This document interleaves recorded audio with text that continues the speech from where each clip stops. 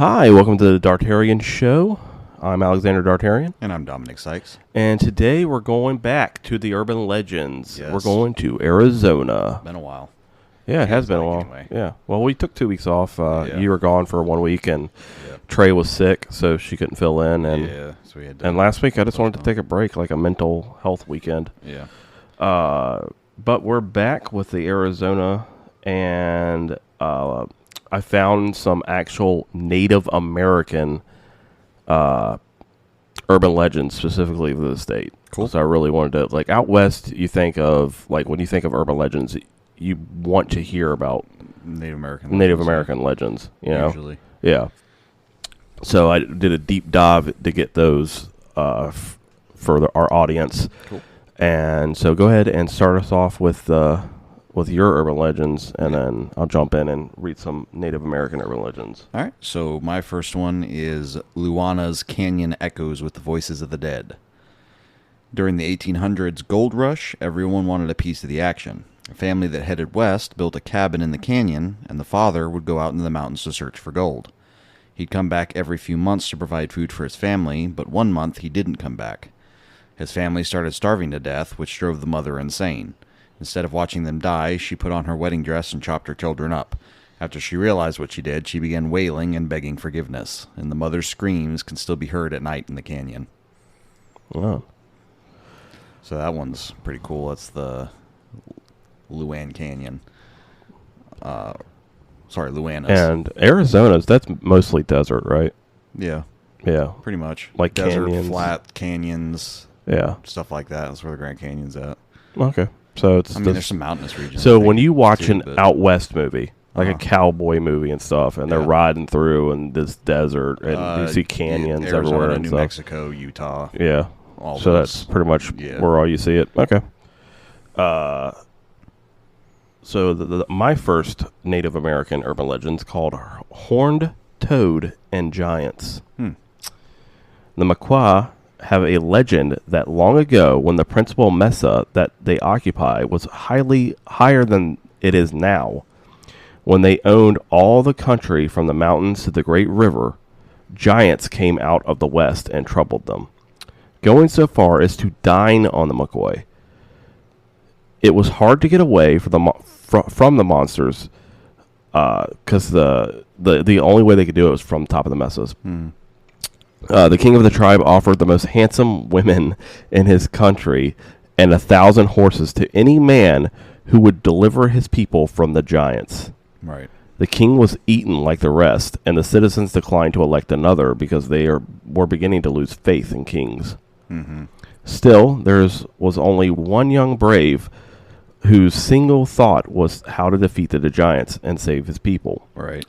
As he was walking down the mesa, he saw a lizard of the kind similar known as the horned toad, lying under a rock in pain. If I'm not mistaken, I think those things can shoot blood out of their eyeballs, can't they? I have no idea, but that would be I'm pretty creepy sure as the shit. horned toads can shoot blood out of their eyes. Oh my god, ugh. Yeah. it's He weird. rolled the It's a stone defense mechanism. away and was passing on when a voice that seemed to come out of the earth, but really came from the toad, asked him if he wished to destroy the giants. He desired nothing so much. Then take my horned crest for a helmet. Laloami, that was his name, did as he was bid, and found that in a moment that the crest had swelled and covered his head so thickly that no club could break through it. Uh-huh. Now take my breastplate, continued the toad, and there it would have covered the Native American's thumbnail. When he put it on, it increased to the bulk that caressed his body. No arrow could penetrate it. Okay. So you just got bulky. How I was about to Muscle say, armor yeah. or whatever. Yeah. Now take the scales from my eyes, commanded the toad. How's this? Dude, this toad is a lot of pain. How's he still talking? he has no breast or head. And when he had done so, Laomi felt as light as a feather. Go up and wait. Like, yeah, he took his eyes, his scales What from does his that eyes. have to do with making him feel light? I don't know. I thought he'd be able to see farther or Yeah. something. Go up and wait. When you see a giant, go toward him, looking in his eyes, and he will walk backward. Walk around him until he is back to the precipice, then advance. He will back away until he reaches the edge of the mesa, and he will fall and be killed. Wow. Loloame obeyed these instructions, for presently a giant loomed in the distance and came striding across the plains half a mile at a step. As he drew near, he flung his spear, but it glanced off the Native American's armor like hail from a rock. Oh my god. Then an arrow followed that was turned. At this, the giant lost courage, for he fancied the Loloame was a spirit. Fearing a blow if he had turned, he kept face toward Loloame, who maneuvered so skillfully that when he had the giant's back to the edge of the cliff, he sprang at him. Mm-hmm. And the giant, with a yell of an alarm, fell back and broke his bones upon the rocks below. Well, he was right. So Loloame killed many giants because they all walked backward before him. And after they had fallen, the people heaped the rocks of their bodies. To this day, the place is known as the Giant's Fall. Oh, that's neat. Yeah. There Then pictures of it or something? Yeah. Then we'll post them on our Instagram. Yeah. Then the tribe made Loloame king and gave him the most beautiful damsel for a wife. As he was the best king they ever had, they treasured his memory after he was dead and used his term as a greeting, so that Loloame is a word of welcome and will be until the giants come again. That's neat. That was a long one, but no, that's really cool, man. It kind of reminds me of the Christian stories in the Bible and stuff. Yeah. And also, like I've heard it before, but not exactly like that. You know, like it's been similar, different renditions of it. Well, a lot of stories like that get passed orally throughout history, they tend to have common themes. Yeah. So, like, even though they could be different cultures completely, you could have two stories from two different cultures, but have the same type of theme, just told in a different way. Yeah. So, I think that's pretty cool. So, my next one is a suicide victim still haunts a dorm. During Christmas break of 1953, a student at North Arizona University named Kathy was depressed and so poor she couldn't afford a trip home. She ended up hanging herself and was discovered by the cleaning lady. Her spirit is reportedly still around and causing all sorts of disturbances. Lights go on and off, strange smells pop up, and people have even seen her from time to time. Her favorite pranks are pulling blankets off of people who live on her old floor. There have also been reports of her locking girls in the bathroom, despite the fact the bathroom doesn't actually have a lock. So it just gets stuck. Yeah, I guess. So I guess haunting the dorm in Arizona University. So yeah, we had a couple universities from our last Urban Legends. Yeah. So the next Native American urban legend is the Spider Tower.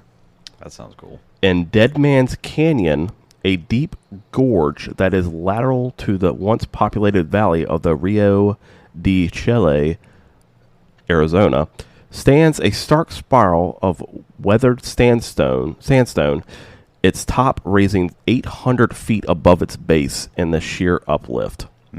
Centuries ago, an inhabitant of one of the cave villages was surprised by hostiles when hunting in this region and was chased by them into this canyon.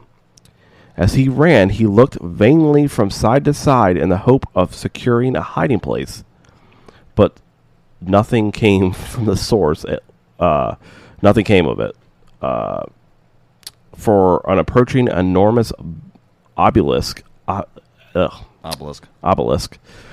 with strength well nigh exhausted, he saw a silken cord hanging from a notch at its top.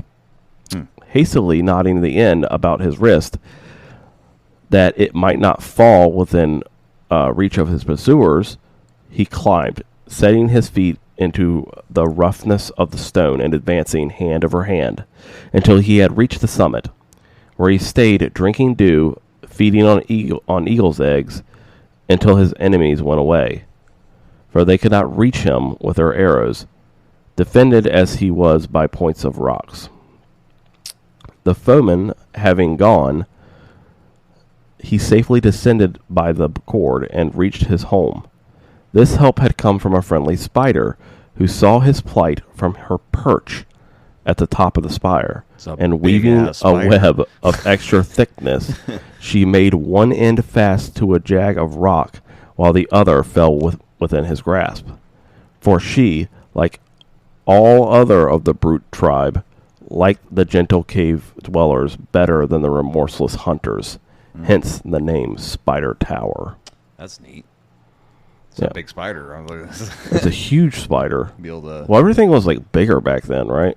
Not that big. Dude, can you imagine like 8-legged freaks, right? Yeah. You know, like that. But like apparently, it like do you know who Forrest Galanti is? Mm-mm. He is a Animal Planet. He does Animal Planet show, something extinct, like where he goes and searches for like animals that are supposed to be for extinct. Right. And he was talking about how spiders wouldn't get as big as like the bird spider in Australia, like 12 inches or like that. He said they couldn't get bigger than that because their body wouldn't be supported or something. Like the way that their exoskeleton or whatever. Yeah, like he said the 8-legged freak spiders wouldn't be. I guess that would well, I don't know. You think they would have like more muscle or something? I've seen some like in prehistoric times. They've got centipedes that are like. Yeah, but centipedes and something else are the ones that like get super super big. Yeah. But like that's the only kind of bugs that can get that big. Huh. That's interesting. So I probably messed that whole story up. That's all right. My next one is the stranded ghosts on Route 85. A newlywed couple was driving through Ajo, Arizona in 1950s on the way to their honeymoon at Lake Tahoe. Unfortunately, they were driving at night and didn't see a huge boulder in front of them until their car slammed into it, killing them both. It's been said that if you drive around the area at midnight, you'll encounter their car with a couple alongside it trying to call for help. So, typical one of those death loop type. Oh yeah, road the accidents. Ones that and it seems like highways are like really like hot spots for these things, especially death loop encounters, because so many people die on the roadways. Yeah, I mean, you got people getting killed by serial killers. You get people in auto accidents. People getting hit by cars, hitchhikers and stuff. Yeah, I had a cousin that was hit and killed a few years back. Yeah, she had her car had broken down, or she was in a wreck, and then she went to get out of her car to go across the street. Yeah, or go across the highway and got hit by hit and run. And killed her. That's messed up. Yeah, that is messed up. So, but I think they actually did catch them. But yeah, man, you just got to be careful with cars. People not paying attention and stuff they're about as bad as guns. I can't even blame, because when cars first became a thing, they didn't go very fast. No, like maybe 20 miles an hour, somewhere around there, right? Yeah, and they were like still running people over and killing them back then. So yeah, that's like downhill 20 miles an hour. And now where the cars can go up to 160, 180 miles an hour or more. You know. Yep. All right. The last Native American urban legend that I have, or I found, was the Weird Sentinel at Squaw Peak. There is a cave under the highest butte of the Squaw Peak Range, Arizona, where a party of Tonto Native Americans was found by white men in 1868. The white men were on the warpath, and when the Tonto fell into their hands, they shot them unhesitantly. Yeah. Firing into the dark recesses of the canyon, the fitful but fast-recurring flashes of their rifles illuminated the interior and exposing to view the objects of their hatred. The massacre over, the cries and groans were hushed. The hunters strode away, and over the mountains fell the calm that for thousands of years had not been so rudely broken. That night, when the moon shone into the pits of death, a corpse arose, walked to the rock just within the entrance, and took there its everlasting seat. Long afterward, a man who did not know its story entered this place. When he was confronted by a thing, as he called it, that glared so fearfully upon him that he fled in an ecstasy of terror, 2 prospectors subsequently attempted to explore the cave, but the entrance was barred by the thing. They gave one glance at the torn face, the bulging eyes turned sideways at them, the yellow fangs, the long hair, the spreading claws, the vivid, moldy flesh, and rushed away. A skinwalker? Yes. Sounds like it. Western newspaper recounting their adventures said that one of the men declared that there was not money enough in Maricopa County to pay him to go there again, while the other had never stopped running. At least he had not returned to his usual haunts since the thing looked at him. Still, it is a haunted country all about here. The souls of the Mojave roam upon Ghost Mountain, and the Badmen's hunting grounds of the Yuma and the Navajo are all over in the volcanic country of Sonora. It is therefore not unusual thing to find signs and wonders in broad daylight. Wow. So, I mean, I've never stopped running either. I saw something like that. And the saddest part was the massacre. Yeah. So, I mean, like, I was expecting, man, if he came back to life and, like, It's like a kill him or get vengeance. revenge or something, you Yeah. know? Like, I don't know. I like it when the stories end with, like, the wrong party getting sweet vengeance. Yeah. And not just like, oh, That well, good karma. yeah. So my next one is a murder led to a famous hotel being haunted. Since its opening in 1900, the Hotel Weatherford has had a very famous list of guests, including William Randolph Hearst, Wyatt Earp, and President Theodore Roosevelt. But its most famous or infamous guest may be the ghosts of a murdered couple from the 1930s. There have been reports of guests waking up to find a bride and groom sitting on their bed. People have also seen a female figure moving around the hotel ballroom. Distant voices are also regularly heard. So, haunted hotel. Yep. And just again, we talked about in haunted places, a hotel and the Stanley Hotel, and oh my god, there's a lot of hotels that are haunted. Yeah. It's Good just place it's just to- one of those places that people pop in and pop out, and then like someone dies or someone gets murdered. I And don't. There are I think we've talked about this before, but there are very few places that you can't somehow make creepy or haunted, right? If it's been abandoned long enough. yeah, Like even the most like happy-go-lucky places ever, you know. Actually, sometimes that makes it even worse if it's like a theme park or like say a Chuck E. Cheese or something like that that is all broken down and abandoned. It makes it somehow creepier. yeah, and it's I don't know. Yeah, we did talk about that, and it just I think it's just the void of life. I think that's what scares us most. Yeah. Is that there's nobody's living there. No one's been there for a while. So like we're just like, this is wrong. Yeah, there's something unnatural about it. So the next one I've got is a mysterious woman roams an administration building. So the apparition of a woman has been seen roaming the halls of the Northern Arizona Council of Governments Head Start Administration Building in Flagstaff. People have also heard voices and found various objects moved around.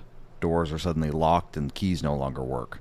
Telephones ring without anyone calling, even after they've been unplugged. And it's also been reported that the faucets turn on and off. Hopefully, you know, the water bill isn't too high. Yeah, I know. Can you deduct that from your taxes? Yeah. Go Haunted, poltergeist. yeah. Poltergeist turning my light. Turning my waters and lights on. But there's a thing. Do you remember? We talk about UFOs and aliens on the show as well.